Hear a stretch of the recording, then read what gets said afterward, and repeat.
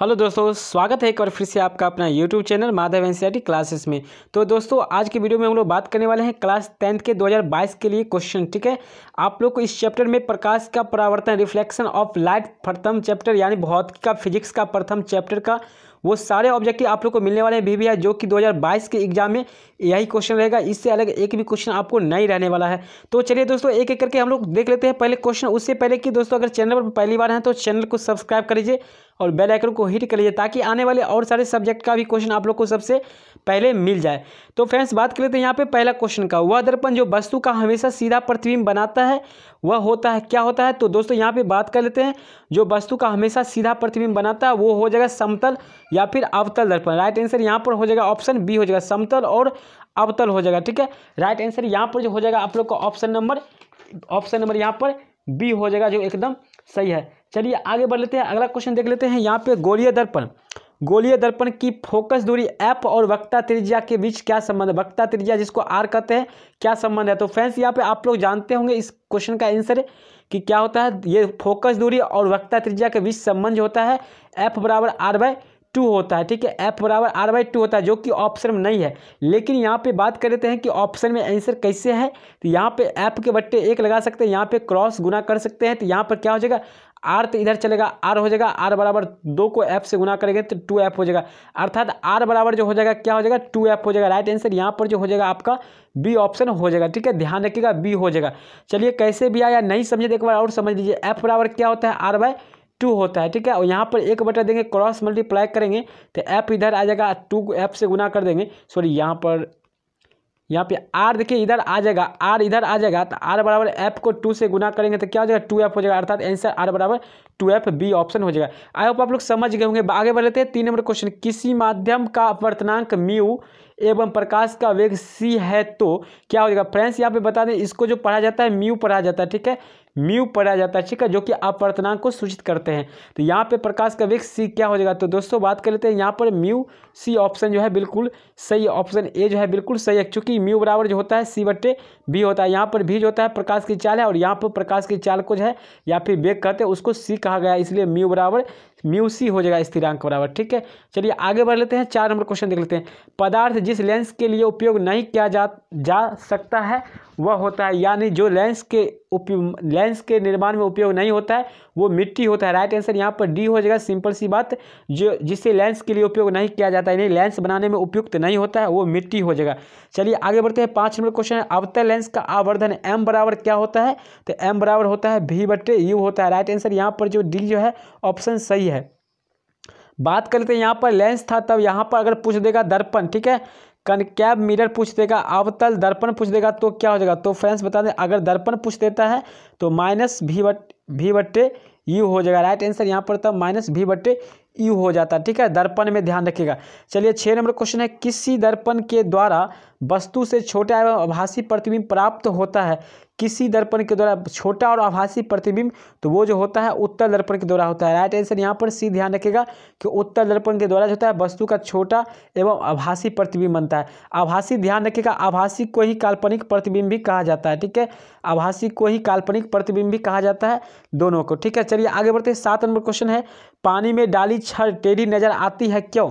तो पानी में डाली गई छड़ टेढ़ी नजर आती है प्रकाश के अपवर्तन के कारण। राइट आंसर यहाँ पर बी हो जाएगा। या फिर पानी में या फिर तारे का टिमटिमाना। ठीक है, तारे जो है टिमटिमाता है वो भी प्रकाश के परावर्तन के ही कारण टिमटिमाता है। ठीक है, ध्यान रखिएगा। या फिर पैंदी, जिसे बाल्टी भरी पानी से भरी हुई बाल्टी के पैंदी जो होता है उठा हुआ, या फिर गिलास में जो उठा हुआ प्रतीत होता है वो जो होता है किसके कारण होता है? तो ये जो होता है प्रकाश के अपवर्तन के कारण होता है। राइट आंसर यहाँ पर बी हो जाएगा। आगे बढ़ लेते हैं। 8 नंबर क्वेश्चन है। दाढ़ी बनाने में किस दर्पण का उपयोग किया जाता है? तो दोस्तों बता दें दाढ़ी बनाने में जो होता है अवतल दर्पण का उपयोग होता है। इसलिए होता है क्योंकि ये वस्तु का जो है बड़ा प्रतिबिंब बना देता है। ठीक है, अवतल दर्पण में कैसा प्रतिबिंब? तो बड़ा प्रतिबिंब बनता है, इसलिए इसका उपयोग जो है दाढ़ी बनाने में किया जाता है। ध्यान रखिएगा, दाढ़ी बनाने में अवतल दर्पण का उपयोग। और अवतल दर्पण का उपयोग और कहाँ है? तो ध्यान दीजिएगा सौर भट्टी में। ठीक है, सौर भट्टी में होता है, डॉक्टरी के द्वारा नाक कान आदि के जांचने में होता है, और क्या होता है टॉर्च में होता है, सर्च लाइट में होता है, हेड लाइट में होता है। तो चलिए आगे बढ़ते हैं। 9 नंबर क्वेश्चन आप लोग समझ गए होंगे। 8 नंबर क्वेश्चन 9 नंबर है। 2D क्षमता वाले लेंस की फोकस दूरी क्या होती है? तो दोस्तों यहाँ पे क्षमता जो देख रहे हैं आप लोग प्लस में देख रहे हैं, 2 और डी लिखा हुआ, ये जो है प्लस में लिखा हुआ, अर्थात उत्तल लेंस की क्षमता दिया हुआ है। ठीक है, उत्तल लेंस की क्षमता जो होती है क्या होती है, धनात्मक होती है, ध्यान रखिएगा। यहाँ पर क्षमता यानी पी होगा, पावर हो जाएगा, क्षमता हो जाएगा पावर। ठीक है, पी से सूचित करते हैं। पी बराबर सूत्र होता है 100/F होता है। ठीक है, एफ होता है, यहाँ पर सेंटीमीटर में है तो 100 देंगे, और एफ की जगह पर यहाँ पर 2D है तो टी यहाँ पर एफ कर देंगे और 100/2 लिखेंगे। ठीक है, डी छोड़ देंगे, नहीं भी लिखेंगे चलेगा। तो 2 से काटेंगे तो 50 × 100 अर्थात 50 सेंटीमीटर। यहाँ पर ऑप्शन ए जो हो जाएगा बिल्कुल सही हो जाएगा। अगर ये क्वेश्चन आप लोग नहीं समझे तो आगे इसको समझाने वाले एक क्वेश्चन और इस टाइप का आने वाला है, तो उसमें 10 नंबर क्वेश्चन बात करते हैं। दीर्घ दृष्टिता के निवारण हेतु किस लेंस का उपयोग किया जाता है, तो यहाँ पर कह रहा है दूरदृष्टि दोष। ठीक है, यहाँ पर दीर्घ कहे या फिर दूरदृष्टि दोष कहे, उसका जो है निवारण किस लेंस के द्वारा किया जाता है, तो यहाँ पे बता दें कि उसका जो है निवारण उत्तल लेंस के द्वारा किया जाता है, जिसको अभिसारी लेंस भी कहता है। तो 100% ये दावे के साथ कर सकते हैं। अगर इस चैप्टर से क्वेश्चन रहेगा आप लोग को 2022 में क्वेश्चन इस वीडियो से ही रहेगा, अलग एक भी क्वेश्चन नहीं रहने वाला है। ये 100% दावे के साथ करते हैं क्वेश्चन यहीं से रहेगा। चैप्टर वाइज ऑब्जेक्टिव दे रहे हैं भी है, सारे क्वेश्चन जो है इस चैप्टर का जो 2022 के लिए रामबाण होगा क्वेश्चन, एकदम 2022 के लिए क्वेश्चन रहेगा, तो यहीं से रहने वाला है।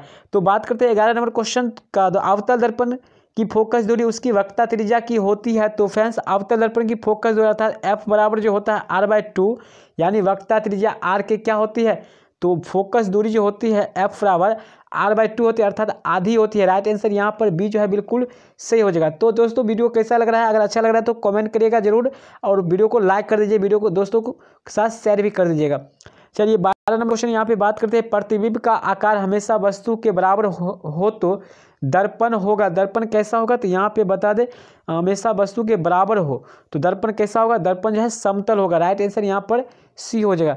चलिए 13 नंबर क्वेश्चन है। आकाश का रंग नीला क्यों प्रतीत होता है, तो दोस्तों बता दें आकाश का रंग जो है नीला प्रकाश के प्रकीर्णन के कारण होता है। राइट आंसर यहाँ पर ऑप्शन नंबर बी हो जाएगा। आकाश का रंग जो है नीला, आकाश का रंग नीला क्यों प्रतीत होता है, तो प्रकाश के प्रकीर्णन के कारण। ध्यान रखिएगा ऑप्शन नंबर बी जो है काफ़ी इंपोर्टेंट क्वेश्चन है ये।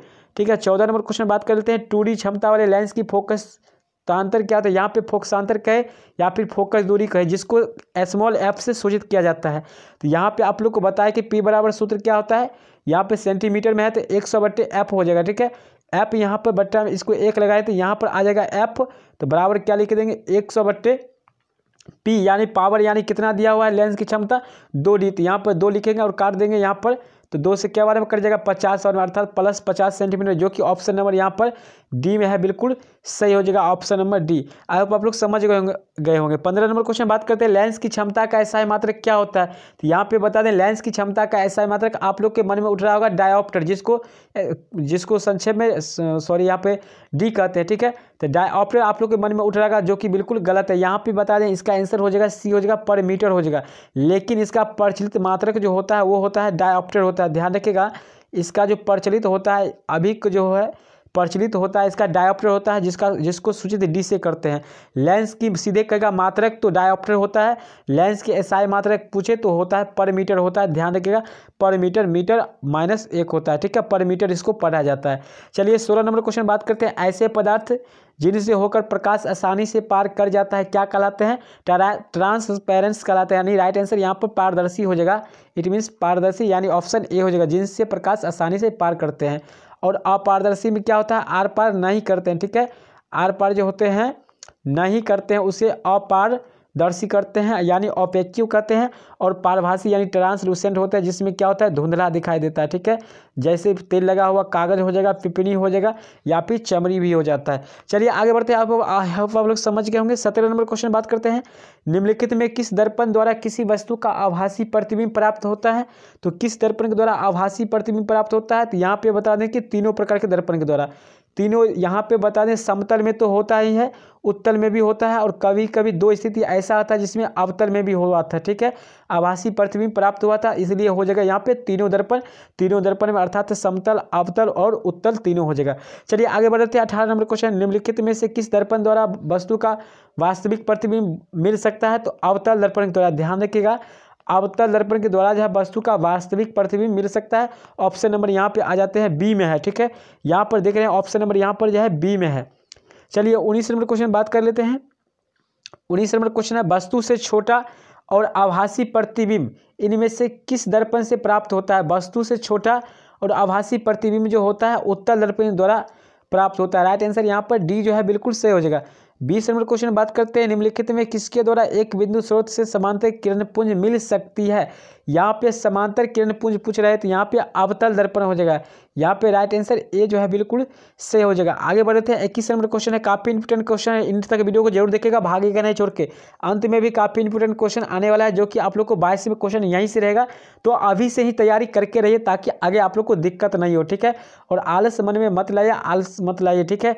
यहाँ पर देखिए, कहाँ पर स्थित होने से वस्तु का प्रतिबिंब अवतल दर्पण के फोकस पर बनता है? तो जब वस्तु अनंत पर रहेगा, ठीक है, अनंत पर। जब कहाँ पर स्थित होगा वस्तु? तो वस्तु अनंत पर होगा, तब जाके प्रतिबिंब कहाँ बनेगा? फोकस पर बनेगा। चलिए, आई होप आप लोग समझ गए होंगे, ऑप्शन इसका डी था, अनंत। 22 नंबर क्वेश्चन है, मोटर गाड़ी के चालक के सामने लगा रहता है, मोटर गाड़ी चालक के जो सामने में यानी साइड मिरर के किस दर्पण का उपयोग होता है? साइड मिरर के रूप में किस दर्पण का उपयोग होता है? तो उत्तल दर्पण का। राइट आंसर यहाँ पर बी, ध्यान रखिएगा, उत्तल दर्पण का उपयोग होता है, गाड़ी के साइड मिरर के रूप में होता है। चलिए, 23 नंबर क्वेश्चन बात करते हैं, उत्तल दर्पण द्वारा बना प्रतिबिंब होता है, कैसा होता है? हमेशा सीधा होता है। राइट आंसर यहाँ पर ए हो जाएगा, हमेशा सीधा, या फिर कह सकते हैं आभासी और सीधा होता है, ठीक है। आभासी कहिए या फिर इसको काल्पनिक भी कह सकते हैं, आभासी को ही काल्पनिक भी कहा जाता है, ध्यान रखिएगा। चलिए आगे बढ़ते हैं, 24 नंबर क्वेश्चन है, उत्तल दर्पण द्वारा बना प्रतिबिंब होता है, उत्तल दर्पण द्वारा बना प्रतिबिंब काल्पनिक और सीधा होता है। राइट आंसर यहाँ पर बी हो जाएगा, आभासी और सीधा भी इसको कह सकते हैं, ठीक है। काल्पनिक आप लोग को बार बार बता रहे हैं, काल्पनिक और सीधा होता है, एक ही होता है, ठीक है। तो घबराइएगा नहीं, क्वेश्चन छोड़िएगा नहीं, ठीक है, आप लोग को अगर एग्जाम होगा तो। चलिए आगे बढ़ते हैं, 25 नंबर क्वेश्चन काफी इंपॉर्टेंट क्वेश्चन है कि सर्च लाइट का परावर्तक सतह होता है, कैसा होता है? तो यहाँ पे सर्च लाइट पूछे या फिर आप लोग को हेडलाइट पूछे, ठीक है। सर्च लाइट पूछे या फिर हेडलाइट पूछे या फिर टॉर्च पूछे या फिर बात्या भट्टी पूछे या फिर डॉक्टर के द्वारा उपयोग में लाए जाने में पूछे, तो सारा जो होता है यहाँ पे होता है अवतल दर्पण का उपयोग होता है। राइट आंसर यहाँ पर बी जो हो जाएगा, एकदम सही हो जाएगा। सर्च लाइट, हेडलाइट आदि में, टॉर्च में, सभी में अवतल दर्पण का उपयोग होता है। तो आई होप आप लोग समझ गए होंगे। 26 नंबर क्वेश्चन बात कर रहे थे, जिन वस्तुओं से स्वयं प्रकाश उत्सर्जित होते हैं उन्हें कहते हैं। तो साथियों क्या कहते हैं? जिससे प्रकाश स्वयं उत्सर्जित होते हैं। यहाँ पे आप लोग के मन में आ रहा होगा ये दोनों आंसर, तो यहाँ पर आंसर जो है सी हो जाएगा, ठीक है। इस स्थिति में आपका ऑप्शन दोनों सही है, लेकिन कहता है स्वयं प्रकाश उत्सर्जित होते हैं, तो यहाँ पे ऑप्शन सी मारेगा, आत्मदीप्त वस्तु होता है, ठीक है। और प्रदीप्त भी होता है, जो स्वयं प्रकाश उत्सर्जित करता है वो प्रदीप्त भी कहते हैं, लेकिन यहाँ पे ऑप्शन आत्मदीप्त रहे तो प्रदीप्त का जो वैल्यू होता है कम हो जाता है, अर्थात ऑप्शन हो जाएगा यहाँ पर सी हो जाएगा, ठीक है। जब तक कि ऑप्शन में ए और सी दोनों नहीं कहा जा रहा है तब तक यहाँ पर सी ही हो जाएगा, आत्मदीप हो जाएगा। चलिए आई होप आप लोग समझ गए होंगे। 27 नंबर क्वेश्चन है, प्रकाश की किरण गमन करती है, किस रेखा में करती है? तो बचपन से ही पता होगा, सीधी रेखा में गमन करती है। राइट आंसर यहाँ पर ए हो जाएगा। 28 नंबर बात करते हैं, प्रकाश के परावर्तन के कितने नियम है? तो शुरू में ही पढ़े होंगे आप लोग, 2 नियम है। प्रकाश के परावर्तन के कितने नियम है? 2 नियम है, ठीक है, जिसमें होता है दूसरा नियम है आपतन कोण बराबर परावर्तन कोण होता है। चलिए आगे बढ़ लेते हैं। 29 नंबर क्वेश्चन है, निर्गत किरण एवं अभिलंब के बीच के कोण को कहते हैं। ध्यान रखिएगा, निर्गत किरण एवं अभिलंब के बीच के कोण को क्या कहते हैं? तो यहाँ पे ध्यान रखिएगा, निर्गत कोण कहते हैं। Right answer option number C हो जाएगा। और आपतन कोण किसको कहते हैं? तो आपतित किरण और अभिलंब के बीच में, ठीक है। आपतित और किसके बीच में? अभिलंब के बीच के कोण को क्या कहते हैं? आपतन कोण कहते हैं। और परावर्तन कोण क्या हो जाएगा? तो परावर्तित किरण और अभिलंब के बीच में। तो ये सब बात आप लोग ध्यान रखेगा और पता भी होगा। 30 नंबर क्वेश्चन बात करते हैं, निर्वात में प्रकाश की चाल क्या होती है? तो दोस्तों बता दें, निर्वात पूछे या फिर आपको शून्य में पूछे या फिर आपको हवा में पूछे प्रकाश की चाल कितनी होती है, तो ध्यान रखिएगा मीटर पर सेकेंड वाला ऑप्शन होता है, यानी 3 × 10⁸ मीटर पर सेकेंड। ऑप्शन नंबर ए जो है बिल्कुल सही है। तो एकदम क्वेश्चन को गेट बाय हार्ट रखना है इस क्वेश्चन को, ठीक है। 30 नंबर गेट बाय हार्ट रखिएगा। चलिए 1 नंबर क्वेश्चन बात कर लेते हैं, काल्पनिक प्रतिबिंब होता है, काल्पनिक प्रतिबिंब कैसा होता है? सीधा होता है, सीधा होता है, ध्यान रखिएगा सीधा। काल्पनिक पूछे या फिर आभासी पूछे, कैसा होता है प्रतिबिंब? एकदम सीधा होता है, जिसको पर्दे पर नहीं उतारा जा सकता है, ठीक है। इसे पर्दे पर जो है नहीं उतारा जा सकता है। आभासी प्रतिबिंब को पर्दे पर नहीं उतारा जा सकता है। चलिए 32 नंबर क्वेश्चन बात करते हैं, किस लेंस के द्वारा सिर्फ काल्पनिक प्रतिबिंब बनता है? तो वो है उत्तल लेंस के द्वारा। यहाँ पर देखिए 32 नंबर क्वेश्चन है, यहाँ पे लेंस में आ जाते हैं हम लोग। तो लेंस में पूछा किस लेंस के द्वारा काल्पनिक प्रतिबिंब बनता है, तो यहाँ पे बता दें कि अवतल, यहाँ पर जो हो जाएगा आपका अवतल हो जाएगा। राइट आंसर यहाँ पर बी हो जाएगा। यहाँ पर देखिए लेंस पूछा जा रहा है, ठीक है, किस लेंस के द्वारा सिर्फ काल्पनिक प्रतिबिंब बनता है, तो अवतल लेंस। लेंस में अवतल ध्यान रखिएगा और दर्पण में उत्तल ध्यान रखिएगा, ठीक है। अगर दर्पण पूछता कि दर्पण में अगर काल्पनिक प्रतिबिंब तो उत्तल हो जाता, अगर लेंस से पूछ रहा है लेंस में, इसलिए हो जाएगा ऑप्शन यहाँ पर बी हो जाएगा सही। चलिए आगे बढ़ लेते हैं। 33 नंबर क्वेश्चन है, किसी वस्तु का आवर्धित काल्पनिक प्रतिबिंब बनता है। तो दोस्तों बता दें आवर्धित का मतलब होता है बड़ा, ठीक है, यानी सॉरी यहाँ पे बड़ा क्वेश्चन बनता है, किस में बनता है, तो अवतल दर्पण में बनता है। राइट आंसर यहाँ पर ए जो है बिल्कुल सही हो जाएगा। अवतल दर्पण में जो है आवर्धित काल्पनिक प्रतिबिंब बनता है। यहाँ पे उत्तल में देखिए, उत्तल में जो होता है कैसा बनता है, छोटा प्रतिबिंब बनता है, जो कि गाड़ी के साइड मिरर के रूप में उपयोग होता है। चलिए 34 नंबर क्वेश्चन बात करते हैं, काफी इंपोर्टेंट क्वेश्चन यहाँ से भी है कि दर्पण सूत्र होता है, जो कि इस बार क्वेश्चन पूछा गया है, ये भी क्वेश्चन। तो दर्पण सूत्र होता है 1/v, यहाँ पे 1 हो जाएगा, ठीक है, 1/v + 1/u बराबर 1/f। राइट आंसर यहाँ पर डी हो जाएगा। और बात करते हैं माइनस वाला जो है, इसको लेंस सूत्र कहते हैं, ठीक है, ये जो है लेंस सूत्र है 1/v - 1/u बराबर 1/f है, ये जो है लेंस सूत्र है। और दर्पण सूत्र जो है ऑप्शन नंबर डी में है। चलिए आगे बढ़ लेते हैं। 35 नंबर क्वेश्चन, किस दर्पण में केवल आभासी प्रतिबिंब बनता है, तो किस दर्पण में केवल आभासी प्रतिबिंब बनता है, ध्यान दीजिएगा। यहाँ पर समतल और उत्तल दोनों में जो है आभासी प्रतिबिंब बनता है। समतल और उत्तल दोनों में जो है आभासी प्रतिबिंब बनता है, जिसको काल्पनिक भी कहते हैं। आभासी को क्या कह सकते हैं हम लोग, काल्पनिक भी कह सकते हैं। एकदम ध्यान रखिएगा, घबराइएगा नहीं, ठीक है। 36 नंबर क्वेश्चन बात करते हैं, समतल दर्पण में प्रतिबिंब की प्रकृति क्या होती है। तो साथियों बता दें समतल दर्पण में प्रतिबिंब की प्रकृति जो होती है सो कैसी होती है, तो यहाँ पे आभासी तथा बराबर होता है। राइट आंसर यहाँ पर डी हो जाएगा। और समतल दर्पण के ध्यान रखिएगा फोकस दूरी, ठीक है, यहाँ पर ध्यान रखिएगा फोकस दूरी और वक्रता त्रिज्या क्या होती है, अनंत होती है। फोकस दूरी और वक्रता त्रिज्या क्या होती है, अनंत होती है। क्वेश्चन एकदम गेट बाय हार्ट रखेगा कि समतल दर्पण की फोकस दूरी और वक्रता त्रिज्या अनंत होती है। चलिए 37 नंबर क्वेश्चन बात कर लेते हैं, गोलीय दर्पण की फोकस दूरी उसकी वक्रता त्रिज्या की होती है। तो फोकस दूरी अर्थात एफ जो होती है वक्रता त्रिज्या की क्या होती है, आधी होती है। यहाँ पर किसी भी संख्या को आधा करने के लिए बट्टे में 2 लगाया जाता है। तो यहाँ पे फोकस दूरी वक्रता त्रिज्या के बट्टे में 2 है, अर्थात आधी होता है। राइट आंसर यहाँ पर ए जो है बिल्कुल सही हो जाएगा, ए ऑप्शन हो जाएगा आपका, आधी होता है। 38 नंबर क्वेश्चन बात करते हैं, प्रकाश तरंग उदाहरण है। प्रकाश जो है विद्युत चुंबकीय तरंग का उदाहरण है। राइट आंसर बी हो जाएगा। और प्रकाश ध्यान रखिएगा, प्रकाश जो है एक ऊर्जा का रूप है, ठीक है। प्रकाश जो है किसका रूप है, एक ऊर्जा का रूप है, जो कि अनुप्रस्थ तरंग है, ठीक है। कैसा तरंग है, ये क्वेश्चन भी काफ़ी बार पूछा जा चुका है। अनुप्रस्थ तरंग है, अनुप्रस्थ। नॉलेज के लिए भी ध्यान रखिएगा, प्रकाश एक अनुप्रस्थ चुंबकीय विद्युत चुंबकीय तरंग है, जो कि एक ऊर्जा का रूप है। सारा क्वेश्चन ऑब्जेक्टिव के लिए ध्यान रखिएगा, यहाँ से लेकर आप लोग को पैरामेडिकल, पॉलिटेक्निक, ITI, अल्लाह फला जो भी एग्जाम देते हैं आप लोग, उसमें भी पूछा जाता है, कंपटीशन में भी। तो 39 नंबर क्वेश्चन बात करते हैं, प्रकाश के परावर्तन के कितने नियम हैं। तो दोस्तों ये सारे क्वेश्चन तो आप लोग को पता भी होगा। प्रकाश के परावर्तन के 2 नियम है, 2 नियम, ऑप्शन नंबर बी हो जाएगा। चलिए आगे बढ़ते हैं। 40 नंबर क्वेश्चन है, किस दर्पण में बड़ा प्रतिबिंब बनता है। तो किस दर्पण में बनता है, तो जो हजामती दर्पण के रूप में उपयोग होता है, अर्थात अवतल का, ठीक है। ऑप्शन नंबर बी हो जाएगा, जिसका उपयोग क्या करते हैं, दाढ़ी बनाने में, हजामती या फिर हजामती दर्पण के रूप में, ठीक है। दाढ़ी बनाने में भी उपयोग किया जाता है, उसी में बड़ा प्रतिबिंब बनता है, इसीलिए उसका उपयोग जो है दाढ़ी बनाने में किया जाता है। चलिए 41 नंबर क्वेश्चन बात करते हैं, गोलीय दर्पण में फोकसांतर एवं वक्रता त्रिज्या के बीच क्या संबंध है। फोकसांतर फोकस दूरी को कहते हैं, जिसको स्मॉल एफ से सूचित करते हैं, और वक्रता त्रिज्या जिसको आर कहते हैं। तो एफ और आर में क्या संबंध है, एफ बराबर r/2। ऑप्शन नंबर यहाँ पर सी में है, ठीक है, सी है, बिल्कुल ध्यान रखिएगा। चलिए 42 नंबर क्वेश्चन, समतल दर्पण द्वारा बना प्रतिबिंब होता है, क्या होता है, हमेशा काल्पनिक और क्या होता है, सीधा होता है, ठीक है, काल्पनिक और सीधा होता है। एक ऑप्शन नंबर यहाँ पर बी, ध्यान रखिएगा, ऑप्शन नंबर बी। चलिए आगे बढ़ते हैं। 43 नंबर क्वेश्चन, दाढ़ी बनाने में कौन सा दर्पण उपयुक्त होता है। तो ध्यान रखिएगा, दाढ़ी बनाने में जो होता है अवतल दर्पण का उपयोग होता है। राइट आंसर सी हो जाएगा। और इसलिए उपयोग होता है क्योंकि इसमें जो है अवतल दर्पण में कैसा प्रतिबिंब बनता है, तो बड़ा प्रतिबिंब बनता है, बड़ा और नज़दीक करके दिखाता है, इसलिए है जो अवतल दर्पण का उपयोग हजामती दर्पण के रूप में या फिर दाढ़ी बनाने के दर्पण के रूप में किया जाता है। आगे बढ़ लेते हैं, लास्ट क्वेश्चन हम लोग देख लेते हैं।